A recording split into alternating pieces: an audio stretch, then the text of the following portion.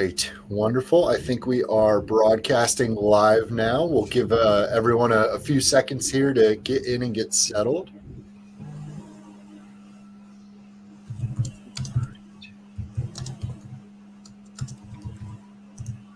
All right, I see that attendee numbers looking pretty good, so we can go ahead and start. So welcome everyone, and thank you for joining us today. My name is Keith Spencer, and I'm one of our career experts here at FlexJobs. And FlexJobs, for those of you who don't know, has been the most trusted site for remote job listings since 2007. We are thrilled to have as our guest today Rachel Wells, who is a LinkedIn top voice, a Forbes contributor, and founder of Creatosphere, to discuss how to launch your freelance business. Before we dive into our webinar with Rachel, though, I'm going to cover a few housekeeping items. This will be a 45-minute webinar with a presentation from Rachel, followed by an audience Q&A. This session is being recorded, and the recording will be emailed out to everyone later this week. If you have a question that you would like to ask Rachel, please make sure to type that into the Q&A section rather than the chat section. And you can also use the thumbs up button in the Q&A section to vote up any other questions you'd also like to hear the answer to. Chances are good we're not going to be able to answer every question today, but we are still confident you're going to learn something helpful. So with all of that out of the way, I will now hand things over to Rachel. Welcome, Rachel, and thank you for joining us. Thank you so much for that lovely introduction, Keith. I'm really happy to be here. Today, we're going to be talking about From 9 to Thrive, how to launch your freelance business in 30 days.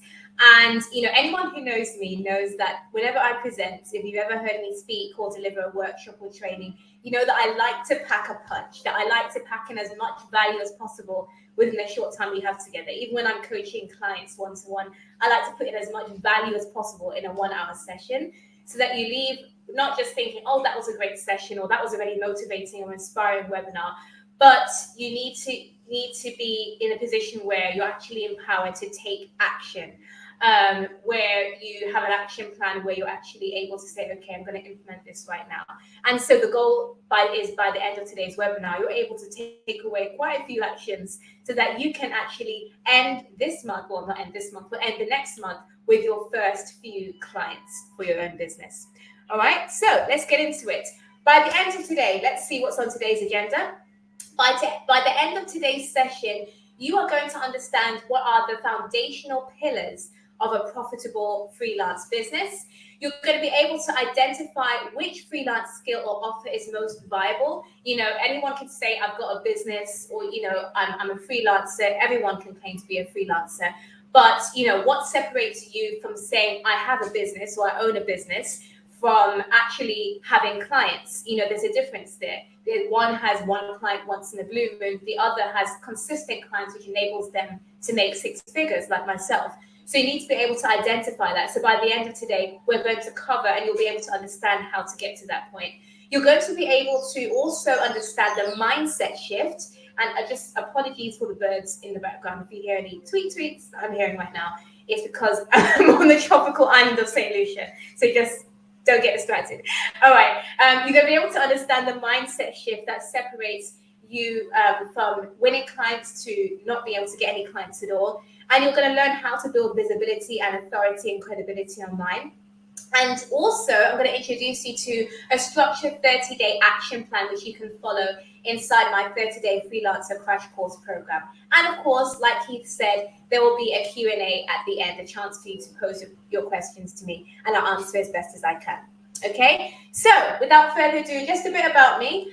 What qualifies me to share this topic with you today? Well, like you've said, I'm the founder of Creatosphere, which is a startup which is designed to empower you as a business person or empower you as an everyday professional to take your skill and monetize it. I've been featured on international media, on TV. I'm a LinkedIn top voice. I'm a Forbes contributor. Chances are, if you've ever read an article recently on AI, making money with AI, building your income, launching a side hustle, remote work, any of that stuff, and it's come from Forbes, chances are you've most likely read an article from myself. I write extensively for Forbes in their careers and leadership column, tons of advice in there. My Substack newsletter, Work 2.0, which also has a companion podcast, which is available on Apple and Spotify, which talks all about the future of work and AI and money and all that stuff. That newsletter was in the top 100 rising business newsletters. And I could go on and on and on about my accolades, but that's not the point. The point here is to focus on you and help you start your own business. And the reason why I'm sharing this with you is so that you can see that I come from a background where I have lived experience in this stuff, not just talking theory at you. I'm not just telling you something that I've read from a business book or I've studied a degree in business. I haven't. I'm sharing real practical things that have worked for me, which has led me to media publicity and visibility, which has led me to making six figures as a freelancer, as an entrepreneur, to living my dream life right now. But my life wasn't always as successful as it is right now. When I started freelancing, I actually started freelancing and then restarted freelancing, if that makes sense. So when I initially started freelancing 6 years ago in 2019, I started it as a career coach. That was my business, a career coaching business. And I started it with literally zero experience, zero professional experience, and zero professional qualifications in my field. Quite madness, right? What would provoke me to even start a business in something I had no experience in? Well, I literally had no other choice because at the time, me and my family were facing eviction. In fact, we're not facing eviction. We were already at the stage of being evicted, that we were so close. And at the same time, I was going through a crisis, an existential crisis in my life, where I was brought to the point of even feeling suicidal. So what was it that made me still forge ahead, still push ahead, and actually land my first client, a police officer, that same day when I put my business out there, and eventually lead me to multiply my income by 6 times within 5 months and gaining multiple 5-star reviews? What was it that led me to even start that at the age of 19 in 2019? Well, frankly, I had no other choice. That's why I started freelancing. I had no other choice. It wasn't something that I voluntarily walked into. It's something that I had to do because there was no other option. It's either that or I would fall into depression and feeling suicidal, and I wouldn't be here today. And so fast forward to 2023, my business began to grow. I began to gain more clients. I started progressing up the ladder in the corporate world as well. And I progressed several times up into management and leadership roles, was doing really, really well for myself and had a really strong career outlook. And then March 2023 happened. And March 2023, I was abruptly laid off from my project manager, my senior project manager role. Mind you, I was multitasking and managing several contracts, several workforce development contracts across the United Kingdom. I was responsible for all of them. And we had just won 2 major contracts, high value contracts. And then I was just being laid off, just like that.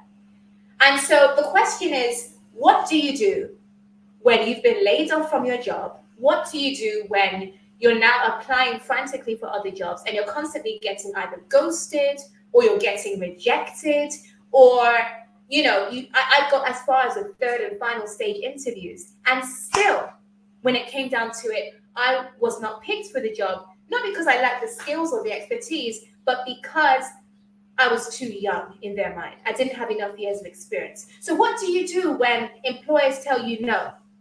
Do you waste your skills? Do you allow it to rot in inaction and say, well, no one's going to hire me, and you start getting depressed and bemoaning your plight? No, you pick yourself up and you say, you know what? I'm going to hire myself.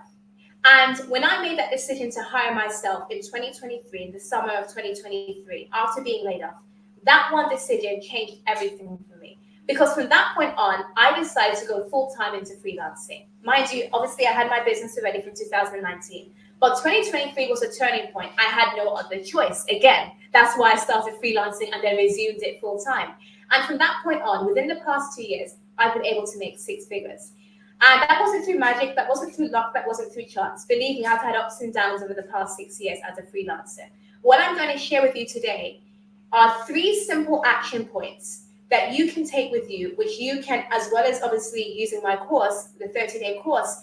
But these 3, even if you didn't take the course, these 3 actions, these 3 principles, which I call the 3 C's, which I'll introduce in a minute, are going to enable you to go from where you are now, whether you're laid off or whatever, not having any clients, to going to the position of being able to not just have clients, but actually have a sustainable freelance business, one where your income is constantly scaling and you're building passive income and you're having freedom of money and freedom of where you want to work and where you want to travel.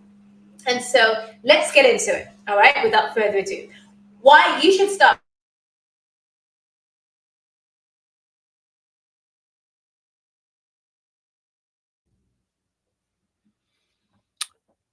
Hey there, everyone. It looks like Rachel might have froze a little bit. We will get this resolved shortly, but thank you for your patience while we wait for her to come back on.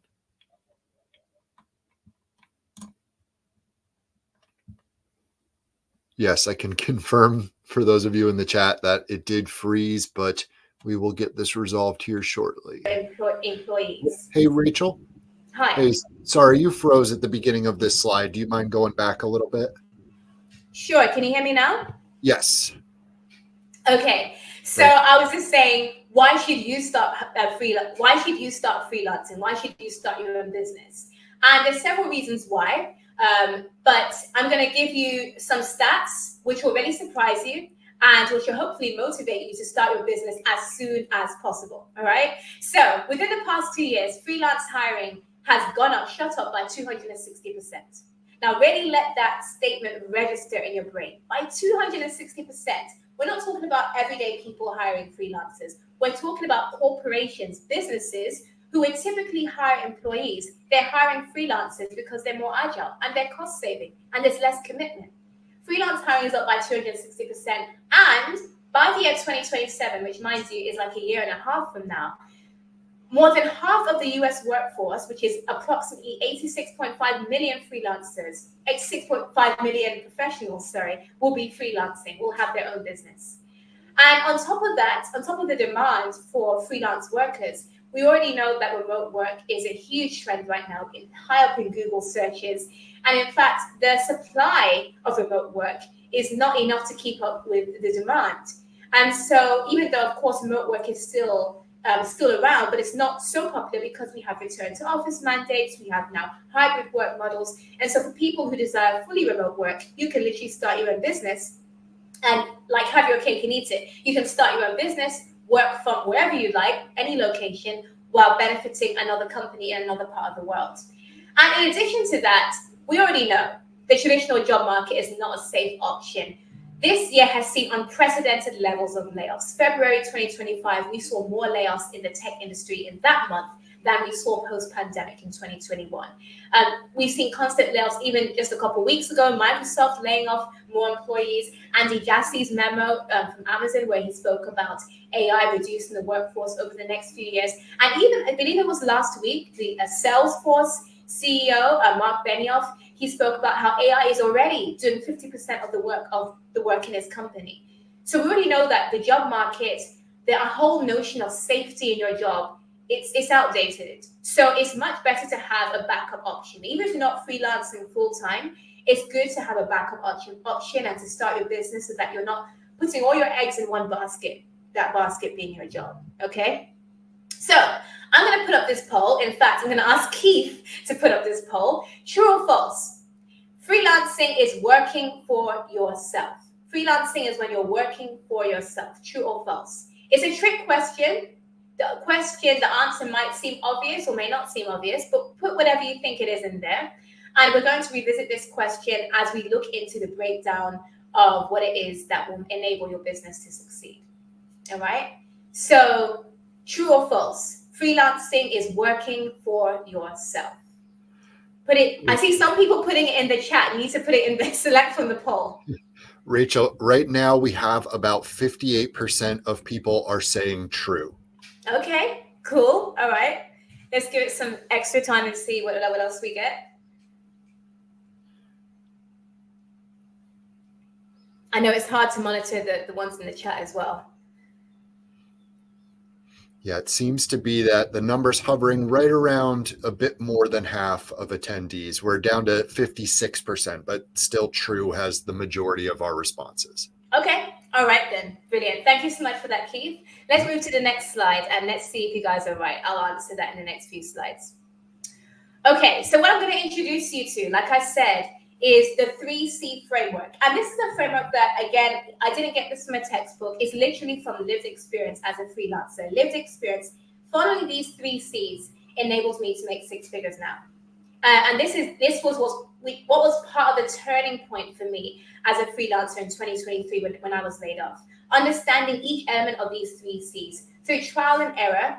You know, you live and learn, and you go through things and you realize, oops, I shouldn't have done that. That was a mistake. Oops, I did that. Let me continue to do more of that. And that's how I came up with these 3Cs. Without these 3Cs, your business will not be a business. You won't be able to attract clients consistently, sustainably, and you won't be able to ultimately make money on your own terms from your own skills, which is the whole purpose of freelancing. So let's go into the 3Cs. The first C is clarity. The second C is client. And the third C is credibility. Okay, I'm going to repeat that again for you. The first C is clarity. The second C is client. And the third C is credibility.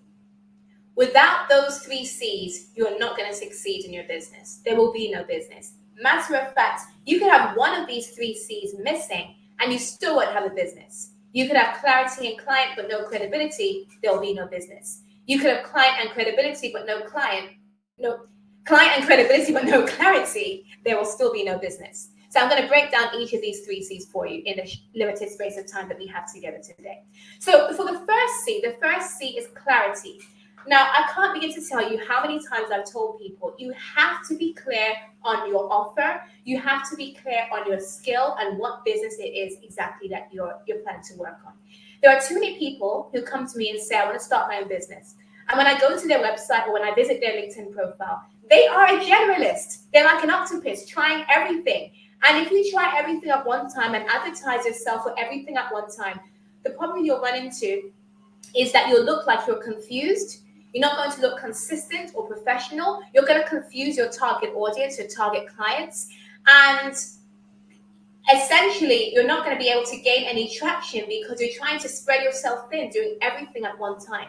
So you need to have clarity on what skill you're going to be monetizing, clarity on what your offer is, and just clarity on every aspect of your offer. This is a major pitfall for many people. And to give you an example, this is one of the things that I fell into when I started as a career coach. When I started my business in 2019, one of the downfalls, even though I did gain clients, but I was doing everything. I was everything to everyone. So I was a career coach working with executives, global executives. I was a career coach working with graduates. I was a career coach advertising myself to students. I even worked with professionals, high-level professionals who worked with members of the royal family. I was a career coach for everyone. Now, while that looked good on my portfolio, it looks confusing because at the end of the day, people would be like, well, Rachel, do you specialize with graduates? Do you specialize with students? Do you specialize with executives? Who exactly do you specialize with? And without a specialism, you're not able to increase your pricing. You cannot afford to charge premium rates. As an example of that, who would you pay more or who gets paid more? The neurosurgeon or the general practitioner or the family doctor? Well, between the two, it's the neurosurgeon. Why? Why is it the neurosurgeon? Because the neurosurgeon gets paid more because he or she has advanced their level of expertise. They have niched down. They're not just studying general healthcare. They've niched down to a specific part of the human body, and they've niched down to surgery and really understanding the nitty-gritty of their craft. That's what enables them to get a much higher salary than the general practitioner or family doctor. And so they're able to expect to walk into rooms and to expect to be able to command premium salaries because of their niche expertise.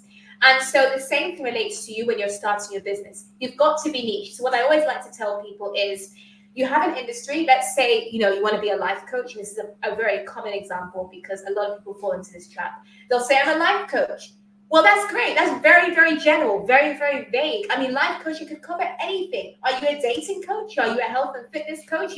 Be specific. But even once you narrow it down to that, you've got to then niche and then sub-niche. So sub-niche means you extract a very specific targeted group of audience, a group of people, a specific audience that you want to reach with your message, with your product, with your offer. So for example, let's say you're a life coach. Okay, let's narrow that down to health and fitness coach. Let's narrow that down to a personal trainer for women.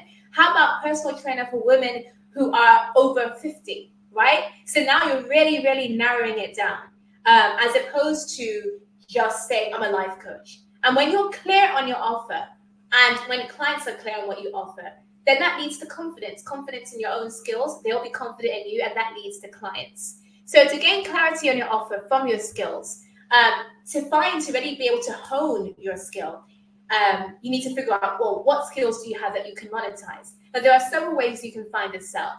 I'm going to run through this list for the sake of time. You can find out through your interests. What are you interested in? What are your hobbies?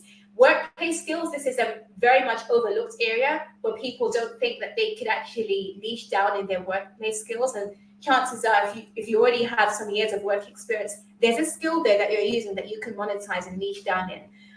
So find your skill there. What people say about you, that's often overlooked. What are you the go-to person for? What are some of the things that you would dream about and talk about every day? And what would you enjoy doing even if you weren't paid for it? These are ways to identify your skill and then identify your niche, okay?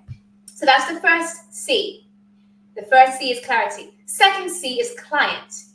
Now, remember the poll that we had at the beginning where I said the question was posed, or the statement rather, freelancing is when you're working for yourself. Now, I saw some people in the chat say as well, saying true. Some people were saying false because no, you're actually working for your clients. And you are exactly right. Freelancing is not working for yourself. Well, in theory, yes, it is, because you're not accountable to an employer. But actually, when you're a freelancer, you got to work 10 times harder to work for, not for yourself, but for someone else. You got to work 10 times harder to please your, not just one client, but multiple clients at a time. So really, yes, you're working for yourself, but you're working for your client. And the reason that's important is because you see the first bullet point here. Client obsession matters more than aesthetics. Stop focusing on yourself. Again, I see a lot of freelancers, a lot of people starting a business, and they make the mistake of getting so absorbed in focusing on the aesthetics, the vanity metrics, how nice and techy their website looks, or how does their logo look, and getting a nice photo shoot. And while those things are nice to have in the process of time, when you are broke or when you have little money and you want to take a risk and just launch yourself out there, those things are not important. Forget the aesthetics. Focus on your client. You need to understand your audience, what their pain points are, who they are, and where do they hang out. And so, like when I started my business, I had no other choice but to focus on what my clients needed. And I had to hone in and find out exactly what they were looking for. And I was able to do that. That was a turning point for me when I restarted, shall I say, my business in 2023. I figured out, my target clients are leaders. So I'm going to narrow it down. And now, of course, I've expanded my business. But I was able to narrow it down and say, okay, I'm going to focus on coaching leaders. And because I narrowed down my focus, niche, and I knew who my clients were, I knew what they wanted, what they needed, I was able to rapidly increase my income up to 6 figures, going from laid off to 6 figures within less than a year. So a common mistake a lot of people make is over talking about themselves, trying to sell themselves. And there's a balance. Yes, you can sell yourself, but focus on the outcomes. What will they get from working with you? Okay. For example, email marketing. Are you going to give them a 30% return on investment? Increase conversions by 15, 20%. You've got to give them some metrics. Talk about the outcomes that they'll get from working with you. And to better understand your client, there is a lesson in my 30-day freelancer crash course where I go into detail about how to research and understand your client. But just a quick overview here. You can get to know your client from a wait list. You can put a wait list out there, and in the questions for the wait list, you can ask more about them, and you can get to find out more about their demographic and their motivations and their pain point, and who currently solves it for them or who is not solving it for them. You can also use Statista. That's a market research site that I absolutely love. LinkedIn, you can use LinkedIn polls. You could speak to your network, and even just browsing your feed. If you're connected to the right people, you can gain useful insights about your target client.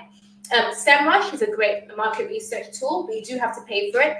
Google Trends is free. You can use that to research based on specific locations, what's trending over a certain period of time, see what keywords people are typing into Google search, and also wherever they hang out. Find out where your target client would hang hang out, and go to those places. That could be online or that could be in person. So the first C is clarity, the second C is client, and then you need the third C. Third C is credibility. This is the formula. Visibility equals trust, and trust equals opportunity. And for me, one of the things that really skyrocketed my business and my performance in terms of how much money I was making is in 2023, I built credibility, and I built it fast. I went from being a nobody to being visible across media. In Forbes, I became a LinkedIn top voice the following year. I was featured on TV last year. Business Insider did a story about me. I've been featured in different places, and now I'm doing higher level partnerships with, which I can't talk about right now, but higher level partnerships, which you'll see in the future, with major tech organizations and big companies where I'm more visible in people's faces. And when you build that visibility consistently in people's faces, people begin to trust you. When you think about it, obviously, over half of the global population is online on social media. And e-commerce is such a big thing. Everyone pays for items and products and services online. But you're not going to part with your cash unless you can really trust the person behind the screen. I was talking to a client just earlier this week, and she was ripped off. She paid $800 for a resume that was subpar quality.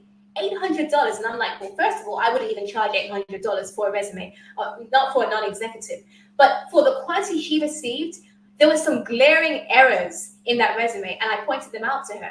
And it was unfortunate. She had wasted that money online. So she felt like she couldn't trust anyone anymore because that trust was injured. She paid $800 online and got subpar quality. So the same thing works for you. No one is going to be able to want to work with you or even trust you to part ways with their cash if you're not visible in their faces and being built in visibility and authority over time. So you got to have consistency. You got to be in their faces consistently, not just once in a blue moon posting on LinkedIn. You've got to be constantly in people's faces. That's how you build that visibility. And then you've got to have proof of results. Talk about reviews and testimonials. And those things combined, as well as trying to partner with bigger places that are 2 to 3 steps ahead of you in terms of visibility, that helps you build that credibility and authority. Because at the end of the day, if they don't know that you exist, they won't part ways with their cash and they won't want to hire you. Simple as that. Okay, so this is how you build credibility. Your SEO presence. Everyone is going to run a Google search on you. So make sure you're standing out on SEO. And now with AI overviews taking over, you need to also be discoverable on ChatGPT and Perplexity AI and AI overviews. So you got to figure that out. I was talking to a friend of mine last week, and she was saying to me that one of her clients actually found her through ChatGPT. And he's a coach. So you got to be able to build that visibility and credibility because everyone trusts, well, not everyone, but a lot of people trust ChatGPT and AI generated results. So figure out how to allow yourself to be visible in those spaces, okay? Word of mouth builds credibility. I had clients that worked with me years ago, back when I started my business in 2019. And even up to this day, they're still coming to me based on referrals, based on just repeat business. Last year, I was still doing a refreshed resume for someone who I worked with 6 years ago. So word of mouth and referrals is the best form of marketing, free marketing. Thought leadership is very important. I built thought leadership through my blogs and through writing in my Forbes careers column and through long form and thought leadership, even on LinkedIn as well. And again, of course, reviews and testimonials definitely count.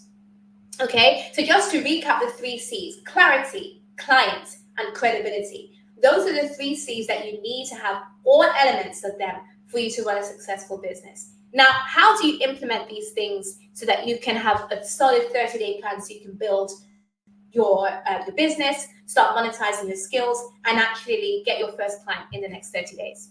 Well, like I mentioned to you, I promised you at the beginning there'll be something juicy at the end. So it's this. I recently, this year, decided to condense everything that I've learned as a freelancer, as an entrepreneur, because I like to pack a punch. Like I said at the beginning, I like to throw in as much juicy details and information as possible. And I decided back last year when I was on vacation in St. Lucia, I said, when I get back to the UK, I'm going to start a crash course where I can teach people everything I learned, the good, the bad, and the ugly, all the mistakes I made within 30 days. It was quite a lot of work because it took me several months to record. It shouldn't have taken that long, but I had so much going on at the time and I had to re-record and everything. But finally, it was launched this year, early summer. And I'm excited to share it with you because in that course, you're going to gain all the templates, checklists, and a toolkit of over 50 plus, or I think it's 60 plus tools, AI tools and software tools that I have personally used in my years as a freelancer that save a lot of time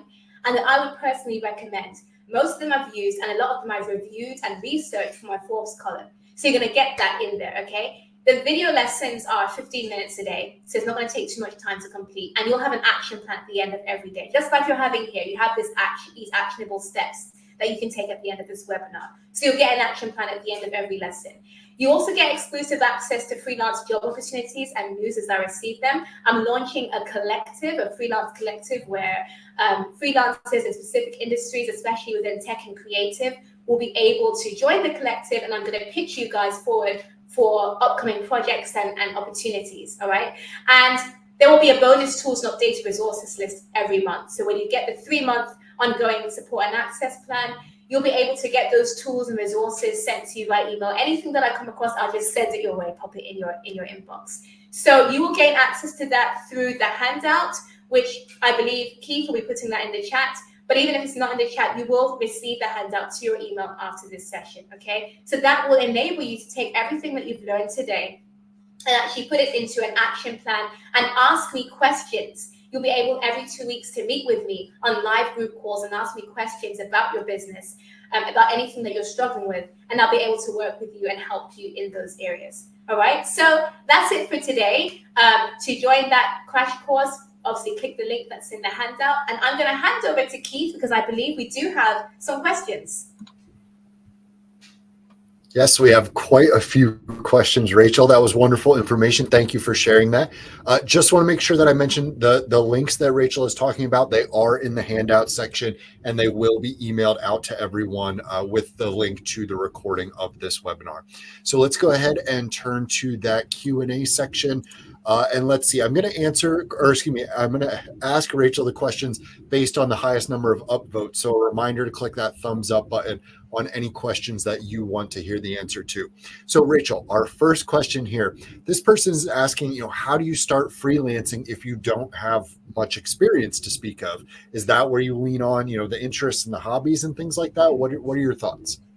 Yeah, so going back to my own experience, when I had zero experience, I leaned on my background as a youth mentor and my background as a librarian. I had a part-time job as a librarian. And in that part-time job, it wasn't even my responsibility to coach anybody. But every now and then I would help people with their resumes who would come into the library. And so I realized I was really good at it. And so I leaned into that. I leaned into my mentorship skills. And I pulled from that and thought, I can create a service out of this. And I think essentially it's really about leveraging what you already have. Because everyone, even if you don't have experience, everyone has a skill that they've honed somewhere. So lean into that. And it's really about how you package it. I was very bold and confident to package it in a way where here, this is a service I'm offering you. And that's how I landed my first client. And then it snowballs from there. And I'd also say when you're starting, keep your rates low because you want to gain as many testimonials and reviews as possible. That actually kind of segues nicely into our next question. This person, well, first, they thanked you for the presentation. And then they're asking if you can share, how did you price your services when you first started out with your freelancing business? That's a really good question. Now, I'm not going to give you the perfect answer. There is no perfect answer. I literally just pulled a figure out of my head when I first started. Over the years, I realized that's not the way to do it. So I'm grateful that I even got clients that way because obviously the wild guess I took was a very good, educated guess. But over the years, the way I've looked at it is you've got to do market research. So find out based on your industry and based on your location or the location of your client, what the typical rates are. And then you always want to make sure that you're charging, and I had to learn this the hard way, do not charge by the hour, charge based on project value. Because if you're charging by the hour, you run the risk of undercharging yourself. You're overworking for less. So for example, if I was writing a resume and it takes me 3, 4, even 5 hours, if I charge them $20 an hour, I'm massively undervaluing my work. Because within each hour, it's a lot of brain energy that goes into it, and a lot of resources that I'm pulling from as well online and in my home, the electricity, the internet, all that stuff. So I'm undervaluing myself. However, if I charge based on the project value, I get to earn more. So you got to really think about your pricing model and figure out what works best for you, and maybe combine hourly rates with retainers, with contracts, with charging based on the value as well. All right, wonderful.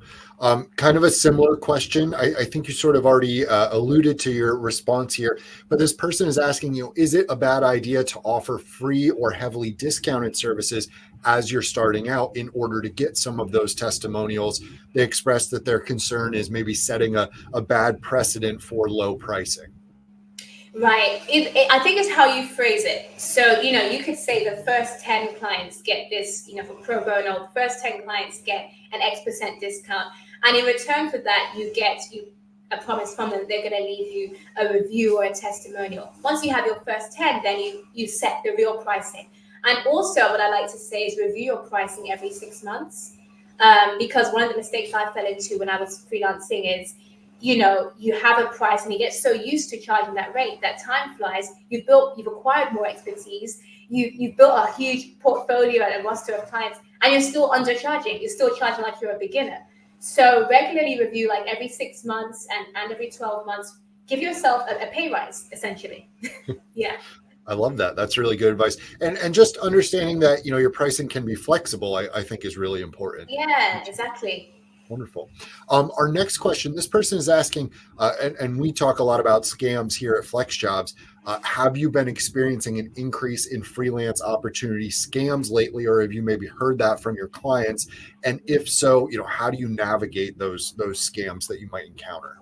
Oh, yes. I get them even up to this day. I still get them. They automatically go to my junk email. But sometimes I go to my junk email because I get valuable emails in there, which I need to take it out of junk. And that's how I see them. And I think the way you protect yourself is just by knowing the markers. If it's too good to be true, if it's from a company, like look at the email address, especially if it's via email, and you don't recognize, like, it's not a reputable, it's not a company domain that you recognize, especially if it appears to be something where there's lots of like numbers and letters all jumbled up and mixed in. You realize, okay, there's something suspicious, it's something fishy here. Let me just leave it. Don't even click on the attachment. And also, even sometimes people will contact you via WhatsApp or via LinkedIn. I just wouldn't respond to them or just immediately block and report them. But you've got to be aware of the markers. If it's too good to be true, if you can't find any trace or proper visibility online, like on an independent Google search, just leave them alone. Yeah, no, absolutely. That's good advice. Know the warning signs. That's really important. Yeah. Our next question here, this person, it just got superseded, but I'm going to start with that question.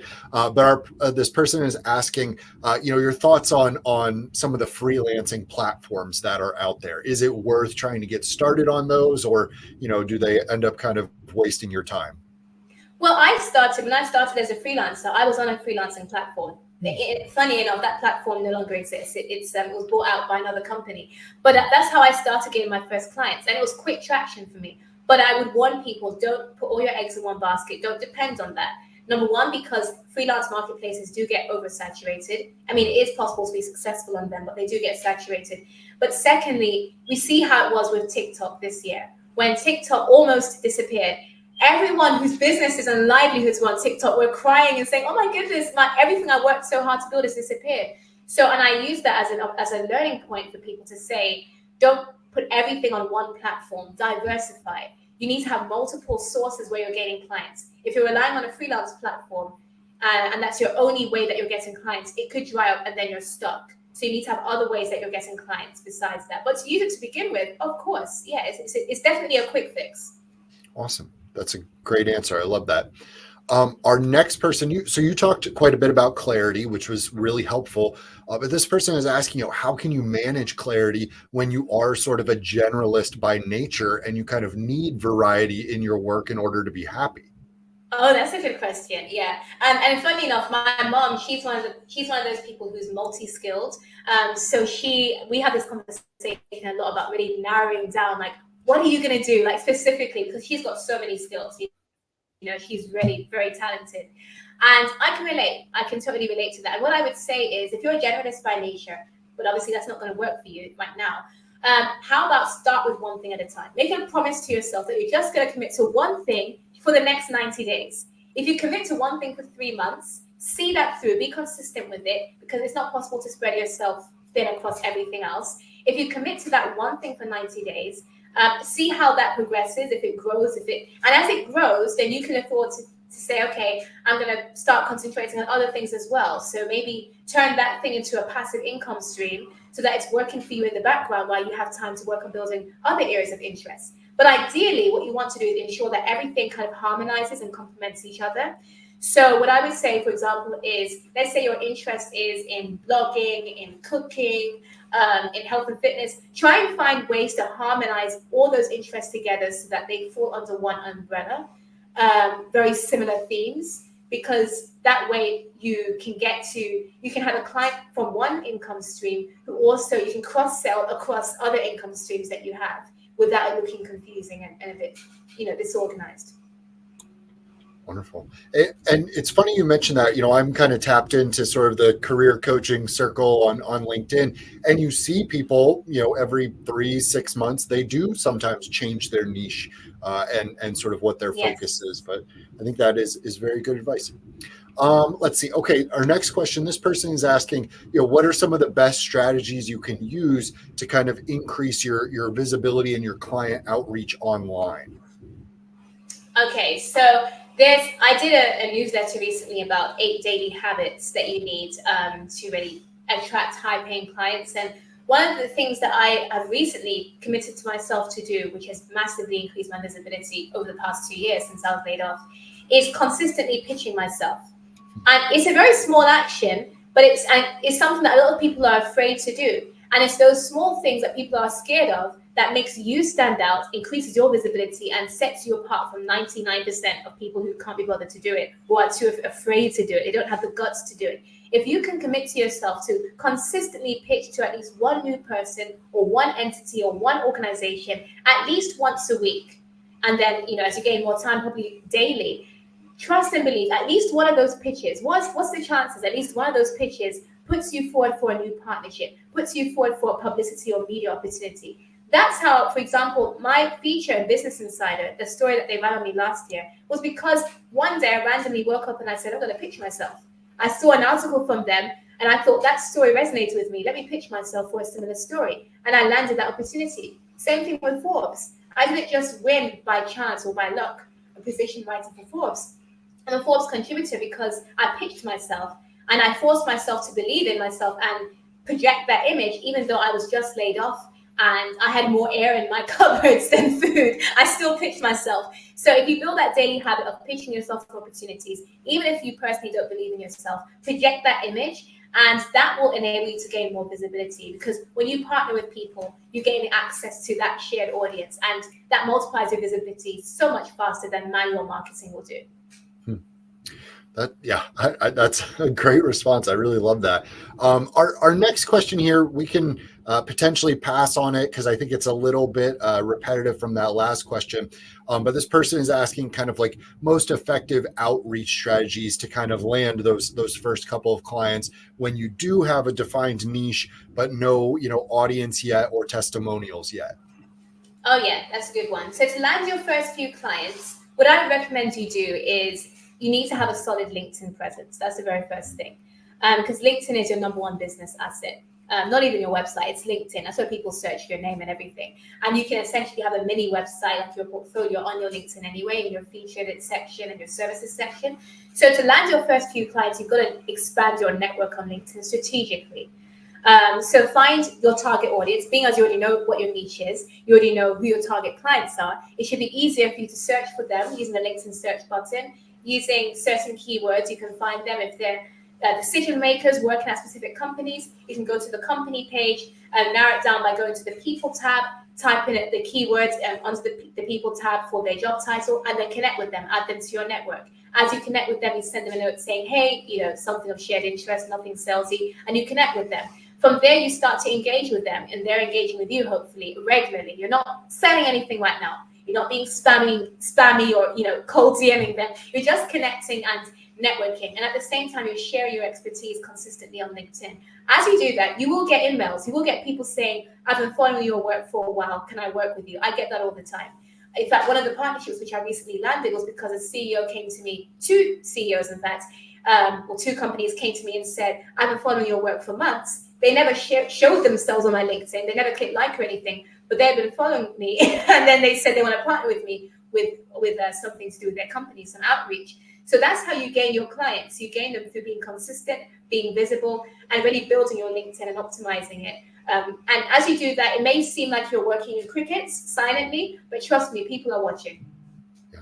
And that's something you don't have to pay for, unless you Exactly. upload for premium, or upgrade to premium. But Yeah. so we are at the 45 mark, but we have one more quick question, if you don't mind. This person is asking, when they set up their freelance business, do they have to set it up as an LLC? Oh, very good question. I'm glad someone mentioned the legal side, because that's something a lot of us overlook. So I'm not in the UK at the moment, but I'm from the UK. That's when I started my business. So we have limited companies, and then there's also the option to set yourself up as, a self-employed professional, a solo entrepreneur.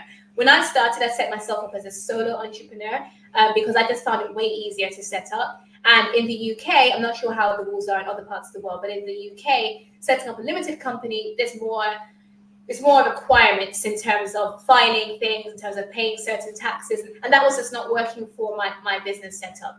So I think at the stage where I decide to hire someone, and potentially at that point, I would set up a limited or an LLC. Now in the US, because you said LLC, I'm assuming it's from the US. If you're in the US, you got to check, you got to weigh up the pros and cons. So I would recommend there are business comparison sites and even government websites where you can weigh up the pros and cons of setting yourself up as a self-employed individual, as a contractor, versus setting up an LLC. Figure out what the tax benefits are for you. That's really important. And what are the downside? Weigh up the pros and cons. And you can also weigh up the pros and cons easily using AI. Put it through ChatGPT, propose your business model, and see which one, based on your estate, which one outweighs the other. And if the benefits outweigh the other on the LLC, then go for it. But you have to make a really informed decision. So it really depends on your circumstances, how much you're earning, your state, your industry, how much tax you're willing to pay, all that stuff you've got to bear in mind, how consistent your business is, when it comes to bringing in a specific amount of cash flow. You've got to weigh all of that up. Wonderful. Well, I appreciate you squeezing in that final question, Rachel. This has been fantastic. I have loved the information you have shared. I can tell from the chat that our attendees did as well. So thank you again for joining us today. You're so welcome. It's a pleasure. All right. And thank you to all of our attendees as well for joining us. Just a reminder, you will get a link to the recording as well as all the handouts from Rachel via email within the next day or two. So thank you, everyone. And on behalf of FlexJobs, we wish you all the best of luck in your freelance job search. Take care. All right. Bye.